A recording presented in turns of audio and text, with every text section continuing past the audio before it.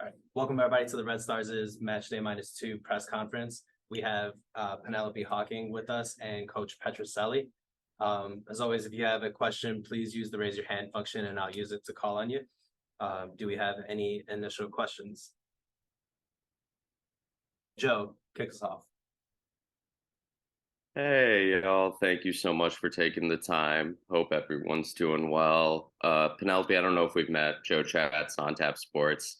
Looking forward to covering this all season. Coach, I'll start with you. Are there any injury updates ahead of Saturday's match? I know Bianca had the concussion last week, and Casey coming off early. Can we expect any of them back on Saturday? Yeah, Casey's good to go. And Bianca has been in training all week. We're waiting on final clearance, but I expect to see Bianca. Wonderful. Thank you. And in terms of how you attack Houston after last week, I know everyone after the match, Tierna, Yuki, even you, we had a level of contentment with how the match was played despite the end of it. And tell me if contentment's the wrong word, please. But how do you ensure, has the team been training with the fire that you want to see following a loss? And is there any sense of complacency with that result just because it was a competitive match, but the result wasn't there? So we always talk about, sort of two things. There's how you play and what the result is, right? And we were happy with the way that we played. We weren't happy with the results. But our day-to-day process doesn't change if we win or if we lose, or that doesn't affect it. So I think our training mentality has been good all week, and it should be good again whether we win or lose. I think our players have the right mindset going into the match. But I will admit that after you lose, you do have a little bit more fire, in wanting to come back and get a win, and I do feel that. Well, and if I may, Ernan and Ms. Cheryl Ray, please cut me off if you got any more questions, please. Penelope, for you, 90 minutes in your debut, a lot of positives to take. How are you rating your performance now, a few days out? At nothing easy about making the 90-minute debut in the NWSL. I mean, it was definitely really exciting, like leading up to the game. I'm from California. To get 90 minutes in front of like my home crowd, it was really exciting, but there was also a lot of nerves that came with it. I think the first half I was kind of timid and struggled to find the ball at times, but I think in the second half I was able to calm down a bit and get back to like taking on players and being more confident in the attack and everything. I think for my first game, I think I did pretty well, but there's always like stuff to improve on and not satisfied with the result, obviously. And I think I want a few chances back. But I'm just trying to stay positive and moving forward. I'm pretty happy with my performance, but I think I could be a little better in the attack. And last question for me. I was talking to Sarah earlier this week, Sarah Griffith, and she was mentioning how she needs to be able to have the ability to be creative in front of net. How are you working alongside a striker like Sarah and Yuki to make sure that they get the opportunities while you do as well? You had 2 shots and 1 on target, but of course, those opportunities, maybe you would take a few more when it was in college. Yeah, I mean, when you get to the pro level, you don't get a lot of opportunities in front of goal, and that's why I want a few back, is because I know that the opportunities are so slim, but also like allowing my other teammates to do what they do best too. Like, always gonna look for Mal in front of goal, but not limit my opportunities because of who she is. But yeah, like we have a lot of creativity and a lot of talent up top, which is so great to work off of, and it makes my job a bit easier when I have people like Yuki, Ella, and Sarah, and everyone in our front line to work off of. Wonderful. Thank you so much. See you guys Saturday. Thank you. Thank you. Second, everybody. You have one in the chat, or is that two? Yeah, Oh, Matt Wrigley can't live. Could you just please ask for weather coordinator? yeah, Okay. You wanna answer that one? yeah, sure. Enjoy the game at Wrigley, by the way. If the weather conditions are a concern, well, I am as soft as I can be when it comes to weather. So yes, they are a concern for me personally. I don't believe it's not really anything that we've talked about as a team or will be that focused on. When we get to the day, because who knows exactly what it will be. When we get to the day, we'll figure out, what are the conditions and how will they affect us, whether it's, rain or wind or snow or whatever it is, we'll address when we get to the game.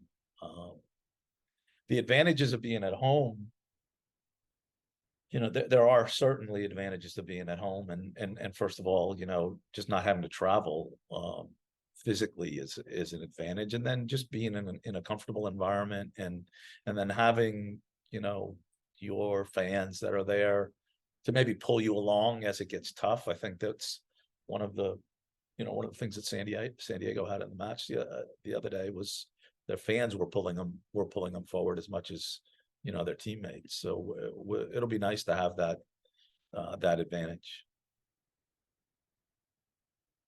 Thanks, Cheryl. Any other questions for Coach? Oh, there you go. Steph, go ahead. Thank you. Sorry for coming in late. Sorry if you already answered this, Coach. After the last game, Alex Morgan was talking about how the Wave, especially in that first half, had trouble adjusting to actually capitalizing on the space that you get when you play against a team that has three in the back. Obviously, they had a last-minute result that maybe wasn't entirely in anybody's control. But just for you, when you see that and their, the struggle to deal with that formation, what do you take forward from that, the positives from that defensive setup going into the next game? Yeah, I know. I think our structure is difficult to play against.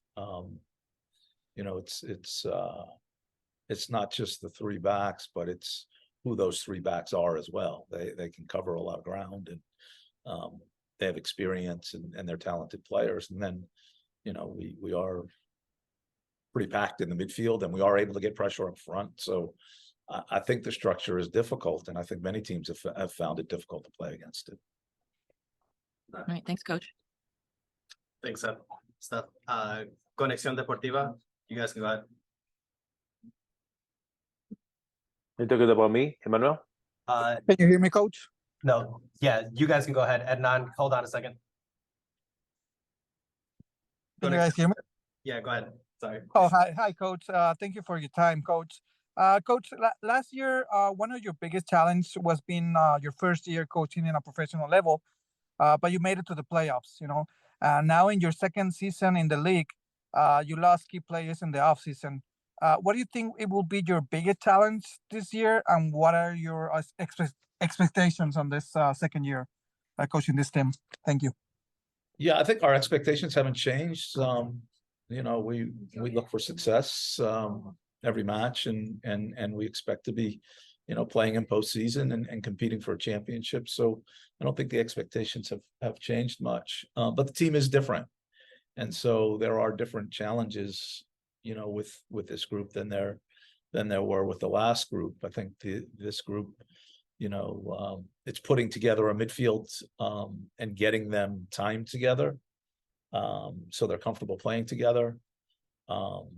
With last year's group, we had that already built in. So that's really been our biggest challenge. Last year it was putting together a back line because of all the injuries and everything that we had. This year, I think we're very settled in our back line. And then I think, on the attacking side of it, I think this is a more explosive team, and Penelope is a big reason for that. This is a team that I think is capable of scoring goals against anybody, and that front line will scare a lot of opponents. Thank you. Adnan, go ahead. Yes. Hello. How are you, Coach Penelope? Last week was announced that was an increase of 48% of assistance to all the first week of all the games of the National Women's Cycle League. That's an increase referring to the first week of 2022. And as you can see, there were 30,000 people in San Diego. What do you thought about this increase of fans attending to the stadium to see the league?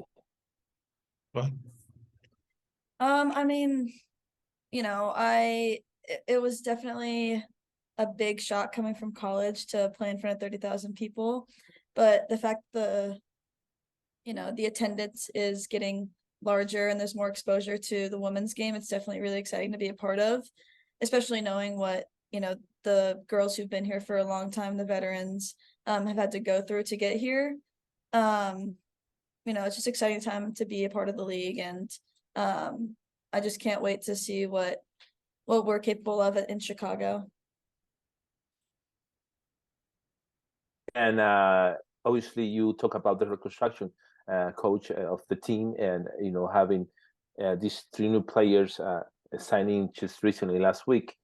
You have more variants and more options to put players in the field, and even if you have injuries, also for the players that were called for the national team for the summer. So those players already have a position where they have to play and who they have to replace?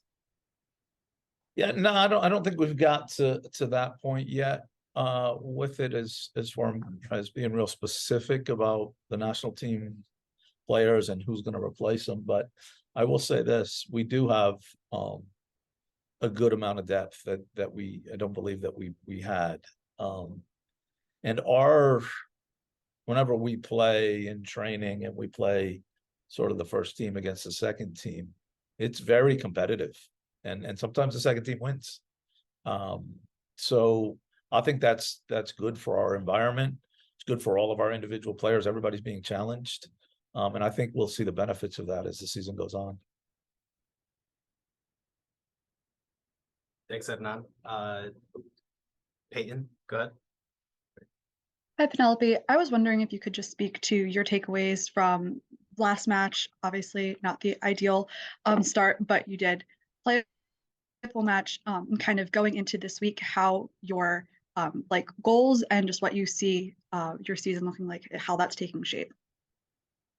Yeah, I mean, playing 90 minutes was extremely challenging, but also to get 90 minutes under my belt, first game of the season, and getting to learn how to play with all these girls, it's definitely a challenge and it's frustrating at times, but the fact that I was able to get in and continue to get more minutes at in a game, an actual game setting is I'm able to be more comfortable and get more comfortable with the girls, which with time it's exciting because I just know that it's very it's only the beginning stages, and I know that I have a lot of potential with this team, and everyone's been very supportive and positive. So I know that things are going to get better, and my goals for the season are obviously to help the team out and help the team win in any way that I can. Assisting, scoring goals is probably the main priority, but helping in the attack in any way, and the positivity of the team is just something that I think I can do, and I look forward to doing this whole season. Thank you. Thanks, Peyton. Any other questions for Chris or Penelope? One more for Penelope. Go ahead. What is the team that has? I'm sorry. What's the player that's most impressed you coming to join the Red Stars? Which one's the one that you admire most? Yeah, I mean, definitely Mal Swanson is a big role model for me coming in. When I got drafted, I was so excited to get to play with her, but that comes with nerves of how she's gonna be, if I'll get to if I'll play well with her, if she'll like playing with me. And she's just been nothing but positive and supportive, and I've been able to lean on her and ask her a lot of questions, and I mean, she's probably one of the best players in the world right now, and to get to be a part of her in her prime right now and get to play with her and learn from her is just such a blessing, and I'm extremely grateful to have her by my side. Thanks, everyone. Any other questions for Penelope or Chris? Looks like a no. All right. Thank you, everybody. I will send out a recording shortly. Thanks.